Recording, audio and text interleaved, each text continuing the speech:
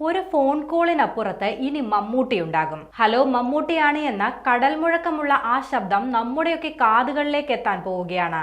മലയാളത്തിന്റെ അഭിമാന താരം മമ്മൂട്ടി തുടക്കമിടുന്ന ടോക്ക് ടു മമ്മൂട്ടി എന്ന പുതിയ സംരംഭത്തിലൂടെയാണ് ഇത് സാധ്യമാകുന്നത്. ലഹരിമരുന്നുകൾക്കെതിരായ ജനകീയ പോരാട്ടത്തിന് കളമൊരുക്കുകയാണ് ഈ പുതിയ സംരംഭത്തിലൂടെ.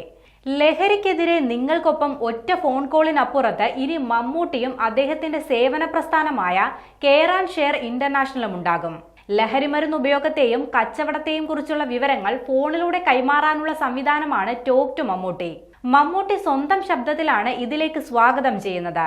6238877369 എന്ന നമ്പറിലേക്കാണ് വിളിക്കേണ്ടത്. മമ്മൂട്ടിയുടെ ശബ്ദ സന്ദേശത്തിന് ശേഷം ലഹരിമരുന്ന് വിപണനത്തെക്കുറിച്ചോ ഉപയോഗത്തെക്കുറിച്ചോ നിങ്ങൾക്ക് കൈമാറാനുള്ള വിവരങ്ങൾ പറയാവുന്നതാണ്.